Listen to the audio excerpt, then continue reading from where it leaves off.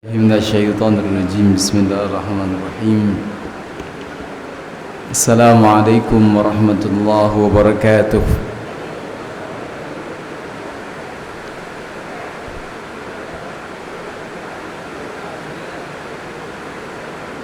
الحمد لله وكفى اللهم صل على سيدنا محمد المصطفى وعلى آله وصحبه ahli sidqi wal wafa wa ba'du. Ini hujan yang pertama di kita ya. Allahumma sayyiban nafi'an, Allahumma sayyiban nafi'an, Allahumma sayyiban nafi'an. Mudah-mudahan hujan ini bawa berkah buat kita semua. Bapak-bapak dan teman-teman semuanya, kita akan lanjutkan kajian membahas tentang berbagai macam hikmah dari hikam atau iyah. Ini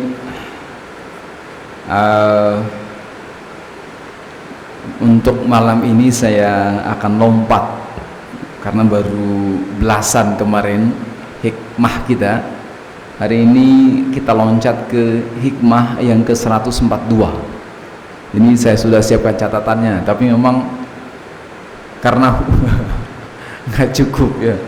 Saya siapkan biasanya cuma ada sekian orang ya. Sekarang alhamdulillah banyak, jadi mohon maaf kalau nggak kebagian. Gitu ya. Supaya pertama sih buat saya sebagai penyampai, kalau ada tulisan seperti ini mungkin walaupun tidak saat itu diberikan masukan, mungkin pada kesempatan yang lain di dalam tulisan ini bisa jadi ada yang mungkin perlu perbaikan pemahaman dan seterusnya. Itu buat saya pentingnya. Tapi buat kita semuanya mudah-mudahan ada yang bisa bawa pulang ke rumah dan kemudian mudah-mudahan bisa dilihat ulang, atau karena ini sudah di kitab ini disyarah ya, diurai oleh banyak kalangan ya, sampai A'agim itu juga mensyarah Al-Hikam ini, juga ada bukunya gitu, Darut Tauhid. Artinya memang ini sudah tulisan atau buku yang dimana-mana ada gitu ya, seperti itu. Sehingga memang karena boleh jadi apa yang saya baca, syarah yang saya baca mungkin tidak tidak dibaca atau belum dibaca oleh bapak-bapak dan teman-teman semuanya. Jamaah sekalian yang dimuliakan Allah Subhanahu wa taala, sambil kemudian tentu berlomba dengan suara hujan di luar, mudah-mudahan kita bisa sama-sama menyimak begitu. Belum lagi mungkin berlomba dengan lelahnya kita, capeknya kita, sehingga sekarang adalah mungkin saya penghantar tidur lebih pasnya, karena lelah bekerja mencari nafkah untuk keluarga, dan itu bagian dari jihad kita juga. Sehingga mudah-mudahan ini paling tidak menemani bapak dan teman-teman semuanya untuk istirahat. Baik, tema di hikam yang akan kita bahas ini adalah berkenaan dengan madh. Apa itu al-madhu? Al-madhu itu sanjungan ya, sanjungan. Ada dua istilah dalam yang kita kenal di hasanah literatur kita keislaman. Ada dua, adalah madhu, ada ats-tsana'u ya. Ada madhu wa tsana'. Itu bedanya apa? Kalau kita sudah ada padanannya dengan dua kata ini, yaitu apa? Pujian dan sanjungan. Al-madhu itu adalah sanjungan, ats-tsana' itu pujian. Lalu kalau misalkan sekarang bedanya apa antara al-madhu wa tsana', nanti kita akan sampai ke hikmah di sini. Bedanya apa sih antara sanjungan dan pujian? Bedanya itu di mana? Al-madhu wa thana. Al-madhu itu sanjungan, kemudian thana itu pujian. Kita insya Allah akan sampai ke situ. Baik, itu cerita ini dari sekian, dari 142 sampai kemudian 146. Ini cerita itu, ya. Mungkin malam ini biasanya per satu-satu hikmah saya pretelin di beberapa kesempatan yang lalu. Malam ini kita satu tema membahas tentang pujian dan sanjungan. Oke ya, itu kita kajiannya itu. Saya tidak akan panjang-panjang pembukaannya, langsung saja ke hikmah yang ke-142. Mudah-mudahan Allah Subhanahu wa taala memberikan balasan terbaik buat penulis, ya, Syekh Sakandari begitu, menulis ini, dan ini sangat berharga, dan ini dibahas oleh berbagai kalangan, termasuk di dalamnya adalah orang-orang yang peduli akan pengembangan diri. Ada pelatihan pengembangan diri, itu di beberapa di antaranya adalah merujuk ke sini, merujuk ke hikam ini gitu. Karena memang dalam maknanya gitu ya. Seperti itu. Baik, bismillah, kita masuk ke sini. Di hikmah yang ke-142, apa itu? An-nasu yamdahunaka lima yadhunnunahu fik, fakun anta dhamman li nafsika lima ta'lamuhu minha.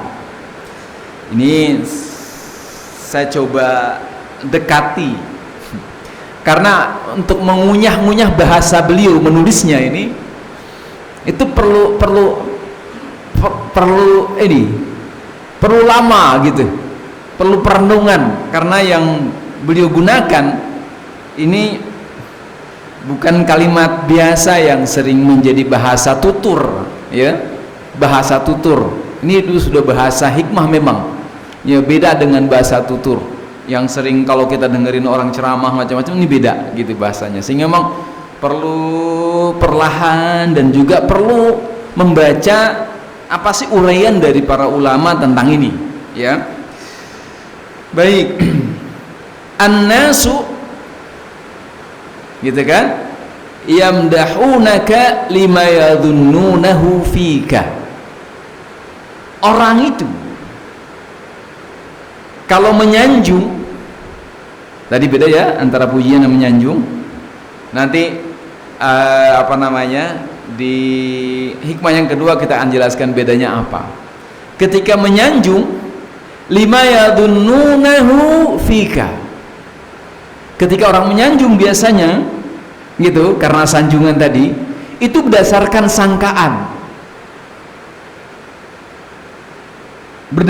sangkaan. Jadi orang tuh menyangka, dan kata sanjungan biasanya istilahnya kalau misalkan lihat kamus itu, mu'jam tentu bahasa Arab, itu ada mubalaghah namanya.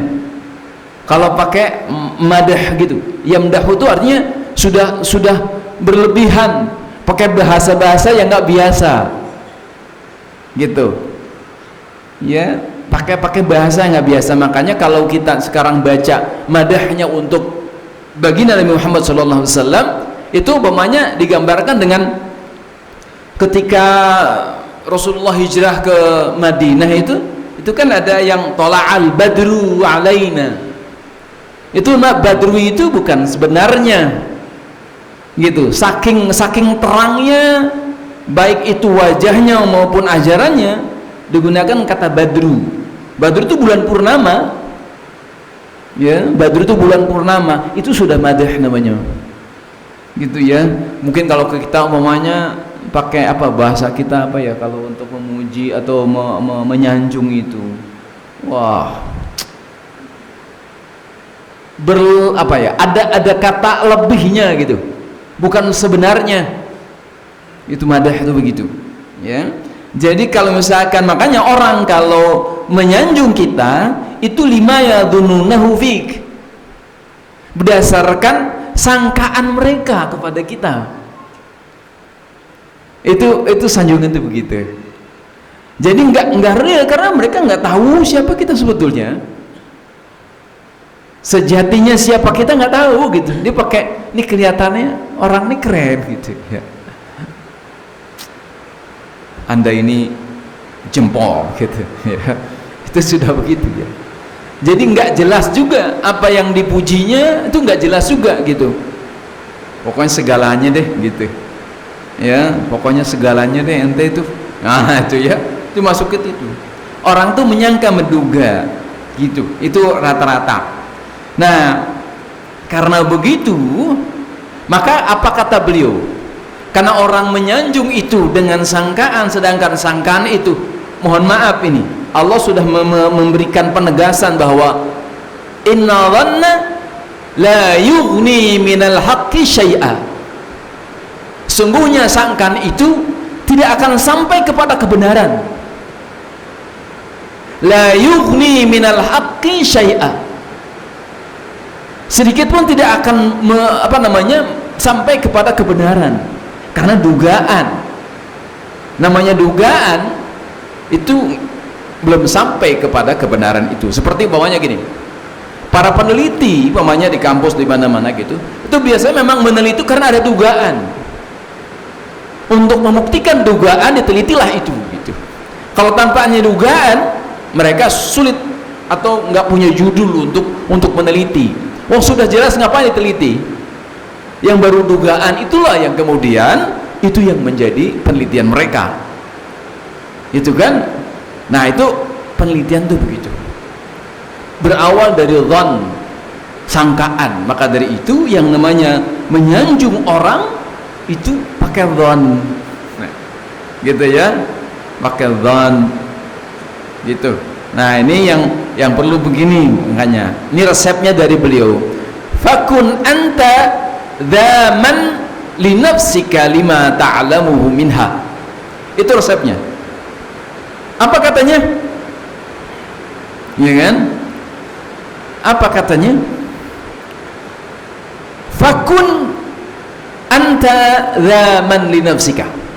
Maka dari itu sebaliknya kamu kritik dirimu sendiri. Jadi kalau misalkan ada orang yang menyanjung kita, resepnya adalah karena boleh jadi dia adalah penuh dengan dugaan, maka dari itu apa? Kritik kita. Kalau kita mengkritik diri kita sendiri, karena apa? Yang tahu adalah kita. Ya, dikatakan linafsika lima ta'lamuhu minha. Lima ta'lamuhu, kepada yang kamu ketahui tentang diri kita siapa? Karena yang tahu tentang kita adalah kita sendiri. Orang lain boleh menyanjung gitu, boleh menyanjung ini dan itu hebat luar biasa, tapi yakin sesungguhnya bahwa yang tahu tentang kita sebetulnya kita sendiri. Maka beliau ngasih resepnya begitu. Fakun anta dzaman li nafsika. Kritik kita. Gitu. Dan kalau misalkan yang mengkritik kita itu nyaman juga gitu. Ya belum tahu aja dia, ya kan, menyanjung-nyanjung kita, padahal kita jauh dari apa yang mereka duga, apa yang mereka sangka. Kan gitu ya, apa yang mereka duga sangka tuh jauh banget. Orang lain, wow, begini, gitu kan, gitu. Ya, Pak Haji Kodar gini, nggak tahu aja dia aslinya. Ya, kalau misalkan tahu, bisa nggak bisa ngomong di depan ini nih, ya gitu ya. Tahu tentang keadaan saya sendiri gitu, yakin gitu, ya karena dugaan aja, sangkaan, gitu. Pak Ustadz ngisi malam Selasa malam, gitu kan. Sambil kemudian tadi itu karena resepnya beliau kritik saya memang kritik saya sendiri, masih panjang perjalanan itu, gitu orang begitu, ya. Nah sehingga resep ini memungkinkan kita ya, melihat sikap yang terbentuk dari hikmah yang ke 142 ini. Mohon maaf ini 40 ya, salah ketik ya. 40 ini adalah begini, bahwa sanjungan itu karena dia dalil dhon itu sering lambungkan kita gitu, disanjung tuh begitu. Hidung kita apa? Mekar gitu ya, hidung kita mekar gitu, disanjung gitu ya. Dan seringnya bisa jadi melebihi kenyataan ya, seringnya melebihi kenyataan yang sebenarnya. Maka kemudian sikap yang sesuai apa? Jangan GR gitu ya, jangan GR. Apa gede rumongso apa? Gede rasa gitu ya, nggak GR. Kenapa bang? Mereka nggak tahu aja yang sebenarnya kayak apa gitu. Ketika apa? Ketika mereka menyanjung, karena boleh jadi dengan bahasa yang di luar sebenarnya. Jadi dia nggak tahu tuh waqi'nya kayak apa, nggak tahu gitu. Maka dari itu kita, hikmah dari ini adalah kita lagi-lagi mereka begitu ngomong begitu tuh ya karena mereka nggak tahu gitu, karena mereka nggak tahu. Kita kan begini karena memang Allah Subhanahu wa taala menutup aib kita saja. Kalau misalkan Allah membuka aib kita ya, kita nggak bisa berbicara baik, berbicara benar dan seterusnya gitu, karena memang luar biasa, karena Allah menutupi aja kesalahan kita, terutama saya sendiri gitu ya. Maka dari kita pertama adalah kita nggak gede rasa dengan sanjungan, dan berikutnya juga berarti kita jangan menuduh sanjungan orang gitu. Jangan menjadi peminta-minta sanjungan gitu ya, peminta sanjungan, karena tadi kita tahu dari sini bahwa yang apa namanya, yang mereka sanjung itu sesungguhnya itu sangkaan dan dugaan mereka saja. Kemudian berikutnya, sikap yang mungkin muncul dari sini adalah sikap tawadhu, rendah hati gitu.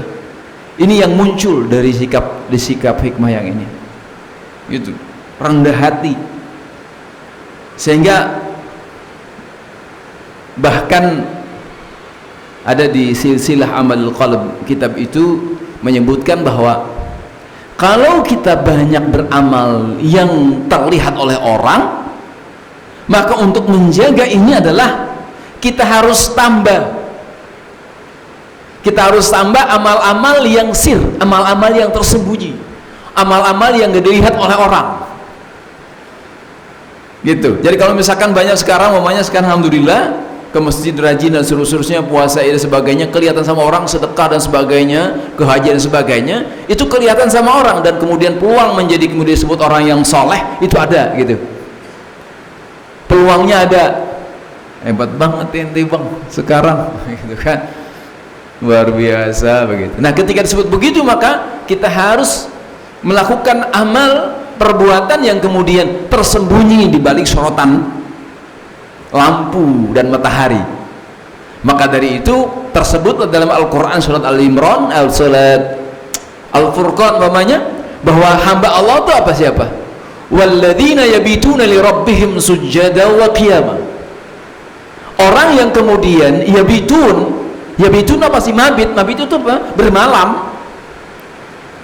Maka ketika bermalam, maka enggak diisi hanya dengan tidur, tapi kemudian dia bangun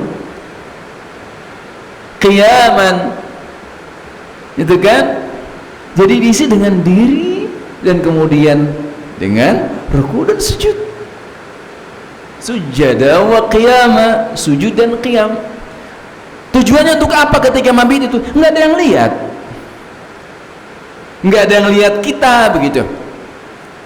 Ketika malam bangun, kemudian kita sujud dan kemudian lagi tegak berdiri di hadapan Allah SWT, nggak ada yang lihat. Sampai keluarga pun boleh jadi, bisa jadi nggak tahu. Seperti baginda Nabi pernah kan, ketika Bunda Aisyah umpamanya mencari-cari Rasulullah di mana, nggak taunya sedang sholat, dan kemudian kepegang kakinya itu, gitu kan?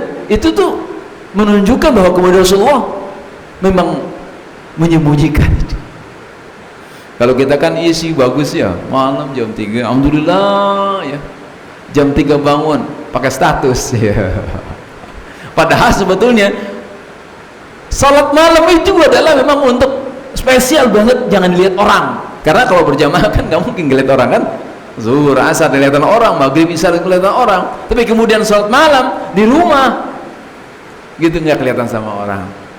Memang sengaja ngumpet ya. Kalau misalkan amal terlihat begitu, maka amal yang tersembunyi bisa kita lakukan, yang bahkan yang juga harus dijaga ketika tersembunyi, amal hati. Amal hati itu sama sekali nggak kelihatan, walaupun sekarang bisa jadi kita berjamaah nih kelihatan sama orang, tapi untuk menyembunyikan maka hati kita harus jaga supaya ngumpet betul gitu, nggak kelihatan sama orang, yaitu ikhlas. Itu adalah amal hati yang kemudian nggak kelihatan sama orang, karena ikhlas tuh ya kan, kalau jelas, kalau ini sih ini kalau salah bahasa ini ikhlas nih ya, bersih ya, tanpa ada campuran apa-apa, salah bahasa gitu kan, ini nih gitu kan. Nah maksudnya amal ibadah kita yang ikhlas itu adalah bagaikan ini gitu, dan ini spesialnya kita di situ. Baik, itu ya kan, rendah hati, sehingga dengan demikian kita itu walaupun disebut-sebut sebagai orang apa, tapi kemudian hati kita jagain betul, dan kita semakin rendah hati. Kenapa? Karena memang dia nggak tahu, kita tahu. Itu. Yang ketiga, lebih banyak melihat ke dalam, muhasabah. Gitu. Hasibu anfusakum qabla an tuhasabu. Lihat ke dalam betul. Dan ini hikmah ini memang betul-betul jagain gitu. Jangan sampai kemudian kita lebih buruk dari apa yang mereka duga. Kan mereka duga kita baik. Jangan sampai umpamanya dugaan mereka itu atau kita lebih buruk dari dugaannya. Ya, ini khawatir. Sehingga yang perlu dijaga itu di situ. Ketika orang-orang memuji kita, di sini saatnya. Nanti insya Allah resepnya itu ada di hikmah berikutnya. Supaya memang pujian itu tetap bermanfaat buat kita. Karena mereka kan kita nggak boleh juga kita larang. Jangan muji-muji, jangan muji-muji. Gitu. Nggak mungkin juga kan. Bisa jadi mereka puji-puji, tapi gimana sikapnya di berikutnya ada, insya Allah. Kemudian keempat, lakukan kritik kepada diri sendiri.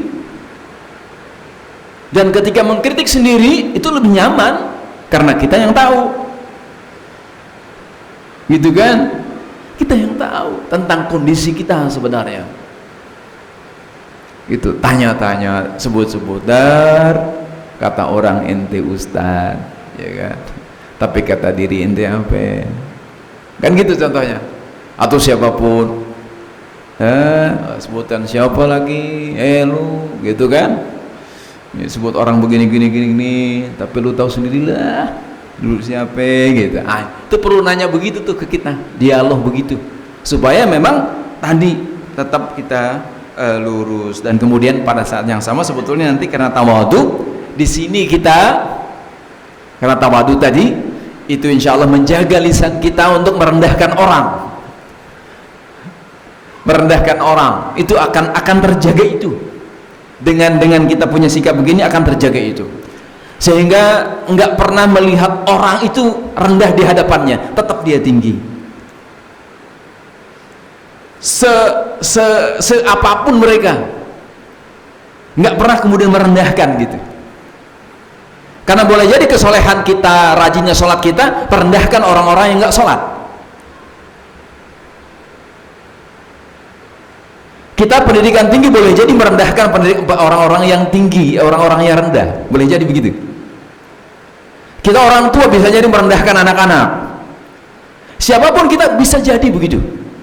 Ada namanya pelajaran, saya pernah diceritakan, ada namanya doktor ahli fikih, Abdul Qadir Audah kalau nggak salah namanya begitu. Kebetulan ada di majelis begini nih, dia nggak pergi gitu, hadir. Dan ketika hadir itu ustadznya menjelaskan tentang toharoh, tentang bersih-bersih, tentang bersuci gitu. Dia ini dokter ya, dokter syariah, itu sudah lewat tuh pelajaran begitu mah. Pelajaran tentang toharoh udah lewat, tapi dia dengerin aja, dengerin, simak baik-baik. Kan orang penasaran, ya dokter, ini pelajaran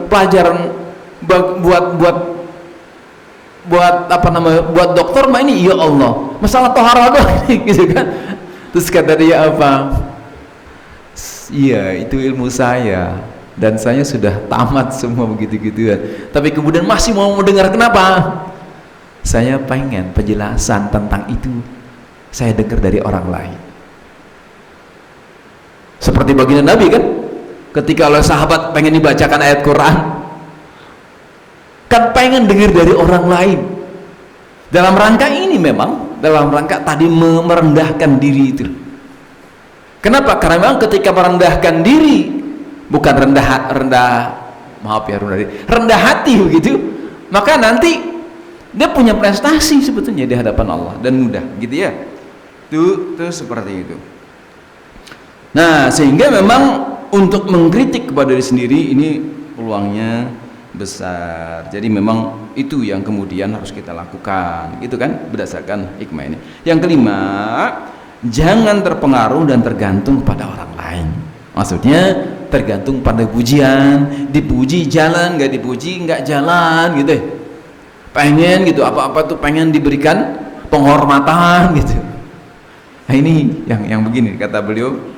Ini saya ambil dari satu syarah ya dari kitab hikam ini, gitu ya. Gitu, jangan pengaruh. Jadi kalau misalkan kita sekarang begini berdasarkan hikam ini, berarti kita betul-betul berjalan melakukan semua kebaikan itu karena Allah Subhanahu wa taala. Nanti kita akan lihat berikutnya. Jangan bandingkan diri kita dengan orang lain. Jangan bandingkan diri kita orang lain. Kita adalah kita dan prestasi kita masing-masing. Gitu. Itu beda-beda. Ya, beda-beda masing-masing kita, nggak ada yang sama. Ada prestasinya di sini, prestasi di sini, prestasi di sini. Silakan deh baca tentang al-mubasyiruna bil jannah. Ada orang 10 orang masuk surga. Itu beda-beda prestasinya tuh. Nggak ada yang sama. Tapi kemudian mereka dijamin masuk surga oleh Allah Subhanahu wa taala. Gitu. Di antaranya namanya Abu Ubaidah bin Jarrah. Itu prestasinya adalah orang terpercaya. Termasuk orang yang kemudian diajak musyawarah ketika menentukan siapa khalifah pengganti baginda Nabi Muhammad SAW. Abu Ubaidah bin Jarrah. Rasulullah pernah memberikan pujian kepada beliau. Likulli ummatin aminun. Setiap umat ada orang terpercaya. Wa anta, ke Abu Ubaidah itu, aminu hadhil ummah, orang terpercaya di umat ini. Begitu ya. Itu masing-masing mereka punya prestasi. Maka dari itu kita nggak bisa tuh bandingin si fulan dan si fulan beda. Enggak, bisa jadi beda-beda ini ya, beda-beda kualitasnya, nggak sama. Ada yang kuat di sini, ada yang lemah di sini, kuat di sini, lemah di sini. Maka di sini pelajaran bagi kita adalah insya Allah semuanya adalah bintang di hadapan Allah Subhanahu wa taala. Itu yang ke-142. Sekarang ke-143-nya adalah ke-143, al-mu'minu idza mudiha istahya minallahi ta'ala ayuthna alaihi biwasfin la yashhaduhu min nafsihi. Nah, ini kualitas orang beriman. Al-mu'min, orang mukmin, idza mudiha, ketika disanjung, istahya minallahi ta'ala, malu sama Allah. Kalau dia dipuji oleh orang, maaf, disanjung, belum kepuji, soalnya nanti yang berikut ada pujian ya. Ketika disanjung maka malu sama Allah ya, malu sama Allah. Ayyuthna alaihi biwasfin la yashhaduhu min nafsihi. Ini sudah masuk kata thana ya kan, kata thana, kata pujian, karena ia dipuji dengan sifat yang tidak ia dapati dalam dirinya. Orang memuji begini, ya Allah sebetulnya Pak saya nggak gitu ya, malu sama Allah gitu. Ini mukmin ya kalau dipuji begitu.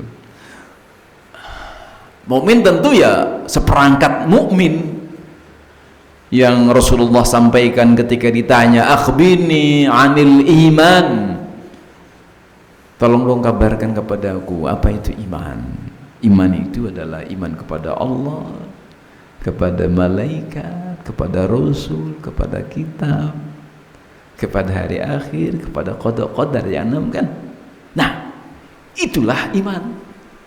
Kalau mengimani yang 66 itu, nah itulah orang-orang beriman. Orang yang seperti itu kalau disanjung, dia akan malu sama Allah. Kan bagi orang beriman, mata Allah itu selalu melihat, dan kemudian mereka berkata, Allahu ma'i, Allah itu bersamaku di mana saja berada. Di mana saja berada, Allah itu bersamanya. Allahu nadhirun ilai, Allah itu selalu melihat kepadaku. Allahu syahidi, Allah itu betul-betul menatap kita di mana saja berada. Maka dari itu ketika orang memuji, ya Allah, Engkau maha tahu ya Rabb, hamba seperti apa. Malu begitu. Itu orang-orang beriman itu begitu, ya. Nah, di sini tadi kata kunci ada mukmin, ada sanjungan, ada pujian. Ada kata pujian, ada kata sanjungan. Bedanya apa? Gitu kan? Kalau pujian gitu, ya, pujian seperti ada anak yang kalau pulang langsung buka buku. Pulang buka buku begitu belajar. Nah, kalau kita bilang kamu rajin, Nak. Itu pujian, gitu ya. Tapi kalau misalkan enggak ada satu sikap yang definitif, yang tertentu, itu sudah sanjungan. Pokoknya enggak ada lain deh. Ini sanjungan nih, anak bapak yang hebat, gitu ya. Selain kamu, itu sudah sanjungan. Jadi lebih luas, dan kemudian enggak spesifik perilaku apa gitu yang disebutkan. Tapi kalau pujian itu spesifik, gitu ya, spesifik. Tapi kalau madah itu seperti itu, gitu ya. Maka kalau misalkan lihat madah-madahnya untuk baginda Nabi itu keren-keren, gitu kan. Seperti umpamanya di ada tuh madah baginda Nabi itu, sallu ala khairil anam al-Mustafa badri tamam, sallu alaihi wa sallimu yashfa' lana yawma az-ziham, ya nafsu tibi bil liqa, ya ainu qarri a'yuna, hadha jamalul Mustafa, anwaruhu lahat lana. Gitu-gitu ya. Karena memang wajar kalau beliau mah, ya, karena memang wajar disanjung seperti itu. Gitu, sanjung pujian. Lalu bagaimana sikap terbentuk dari hikmah yang ke-143 ini? Pertama adalah identikan kita dengan sifat orang beriman. Gitu. Beriman silahkan dicek tuh, ya, banyak banget. Seperti umpamanya ini sifatnya ya gitu. Kalau tadi berimannya, kalau memang beriman kepada Allah ya harus bulat gitu, bulat betul beriman kepada Allah, jangan miring kiri kanan, lurus gitu. Kalau bulat seperti itu, fa insyaallah akan peroleh seperti digambar surat Al-Anfal umpamanya, bahwa orang beriman itu idza dzukirallahu wajilat qulubuhum wa idza tuliyat alaihim ayatu zadatuhum imana. Ketika dibacakan ayat Allah, ya, ingat Allah, maaf pertama ingat Allah dulu adalah wajilat qulubuhum, hati mereka akan bergetar. Wa idza tuliyat alaihim ayatu zadatuhum imana. Kalau dibacakan ayat Allah maka bertambah imannya. Itu begitu. Nah, sambil kemudian ciri-ciri mukmin yang lain yang kemudian identikan adalah mukmin satu dan mukmin yang lain juga bersaudara, gitu. Ya kan? Jadi al-mukmin akhul mukmin. Innamal mu'minuna ikhwatun. Semuanya orang beriman itu bersaudara. Semua. Dengan mukmin yang mana aja gitu. Bersaudara. Ya, diantaranya umpamanya sekarang mungkin konteks lagi rame itu adalah Palestina, ya. Gitu. Kenapa sih?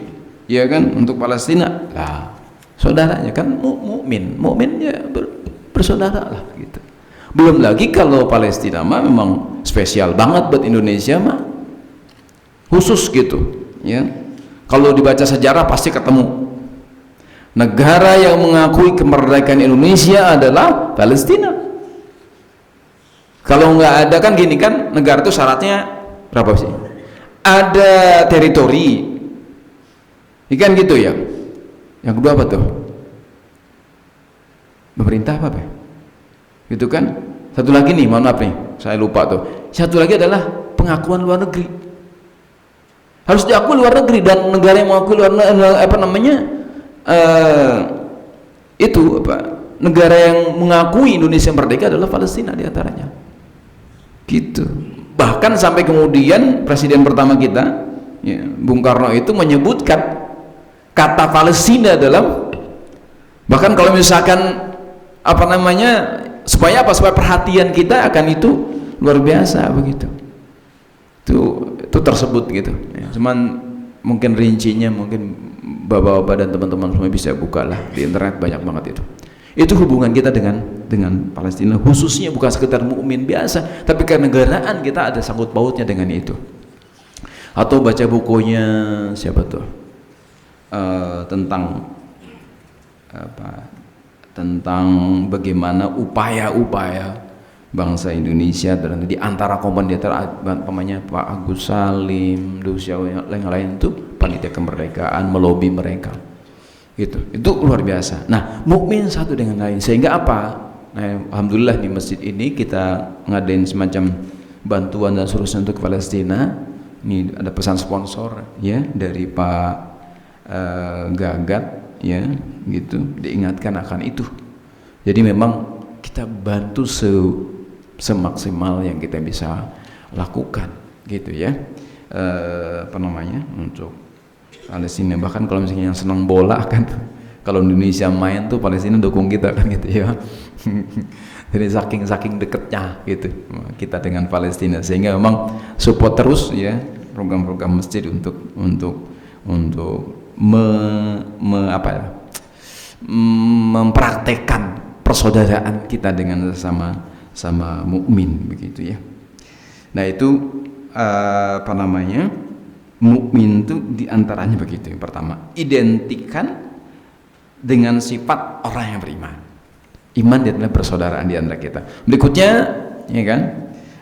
Ini juga lagi rame-rame mau pemilu ya, beda-beda pilih sebagainya. Ini pun harus jaga juga nih, kita masing-masing bersaudara ya. Mau pilihannya siapa juga tetap kita bersaudara. Jagain kerukunan, keakuran dan seterusnya gitu di antara kita semuanya begitu. Kenapa? Karena ini jaminan oleh Allah Subhanahu wa taala, innamal mu'minuna ikhwatun. Enggak pakai syarat tuh, ya kan? Innamal mu'minuna ikhwatun. Sungguhnya mukmin bersaudara, enggak pakai syarat. Harus satu organisasi, satu pilihan, satu masjid. Enggak ada tuh. Ya kan? Satu apalagi lo gitu ya. Oh, enggak begitu. Tapi bahasanya innamal mu'minuna ikhwatun, udah titik. Fa'aslihu baina akhwaikum. Untuk itu apa? Jagalah di antara kita, islah di antara kita semuanya. Kalaupun ada, wajar-wajar aja. Ya senang sama ini, sama itu, sebagainya, wajar itu. Ya bahwa kita sedang organisasi ini ya, tapi kemudian apa? Pesannya begitu. Itu yang pertama, ya. Berikutnya, membedakan antara sanjungan dan pujian. Kita bedaan itu ya, boleh jadi kalau pujian relatif objektif, tapi kalau sudah madah itu bisa jadi melebihi itu. Pujian bisa juga sih berdasarkan dhon juga gitu ya. Karena apa? Karena sebagian kehidupan kita nggak mereka lihat kok. Yang mereka lihat adalah yang seberapa lama sih ngelihatnya kita ya, paling ketika di masjid, di sekolahan, di mana-mana. Di luar itu kita nggak tahu kayak apa ya. Sehingga apa? Sehingga betul-betul bagi kita yang dipuji, yang disanjung ini harus betul-betul merujuk ke yang pertama, tawadhu dan seterusnya. Kemudian memiliki rasa malu dan menempatkan rasa malu yang tepat, yaitu kepada Allah. Itu malu yang tepat memang sama Allah gitu ya. Maka dikatakan ada idza lam tastahi fasna' ma syi'ta. Kalau kamu nggak malu silakan berbuat semaumu. Jadi ternyata malu itu jadi apa? Semacam pengendali kita begitu, punya rasa malu itu begitu. Dan malunya yang tepat adalah kepada Allah Subhanahu wa taala. Mau ngomong apa, Allah ngelihat kita. Mau bercerita sebagai apa, Allah ngelihat kita. Itu penting rasa malu itu, gitu ya. Mau bohong nggak jadi, kenapa? Emang ada Allah, ya kan itu. Mau begini, ya Allah, ada Allah dan Allah melihat kita. Nah, ini yang bikin kita apa? Bikin kita insya Allah menjaga kehidupan kita. Berikutnya mengidentifikasi diri dengan pujian orang kepadanya, bahkan lebih. Jadi gini, kalau misalkan orang memuji, ini pujian kan, objektif, rada objektif gitu, karena memang terlihat dari apanya, prestasi bagian sebagainya gitu. Nah, kalau misal nggak sesuai, ada kesempatan untuk apa? Untuk menyesuaikan diri kalau kita bisa. Selain dari itu pujiannya, maka kita berlindung kepada Allah Subhanahu wa taala. Masya Allah, udah terdengar adzan di tempat lain, ya. Itu dulu sementara bapak-bapak dan teman-teman semuanya. Mudah-mudahan baru 2 hikmah yang mungkin bisa kita bahas. Berikutnya tentang tema Al-Madah ini kita akan lanjutkan lagi pada pekan yang akan datang insyaallah, pada Selasa minggu bulan depan insyaallah, tentang yang ke-44, yang ke-145 dan 146. Ya. Itu saja barangkali dari saya. Kurangnya ada, kemudian lagi lebihnya mungkin ada juga. Tapi kalau misalkan ada yang berkenan tepat, maka ya saya mengajak saya sendiri dan kemudian Bapak dan teman-teman semuanya untuk terus saja memperbaiki diri, karena ternyata kalau kita dalami banyak literatur Islam, kita kayak ngacak gitu, ngacak sendiri, bahwa kemudian kadang kalau saya baca tentang hikam saja ini rasanya masih jauh antara seharusnya dengan kenyataan sekarang. Ini apalagi kalau misalkan baca hadis, baca Al-Quran, kayaknya gitu. Ini ada di mana, kita ada di mana. Ini sebetulnya upaya ini yang kemudian kita harus mudah-mudahan menjadi pemicu untuk terus memperbaiki diri. Itu saja. Marilah kita tutup dengan sama-sama baca tasbih kifarat. Subhanakallahumma bihamdika asyhadu an la ilaha illa anta astaghfiruka wa atubu ilaik. A'udzubillahi minasyaitonir rajim. Bismillahirrahmanirrahim. Wal 'asr innal insana lafi khusr illa alladziina amanu wa 'amilus solihati wa tawassaw bil haqqi wa tawassaw bis sabr. Wal 'afwu minkum. Assalamu alaikum warahmatullahi wabarakatuh.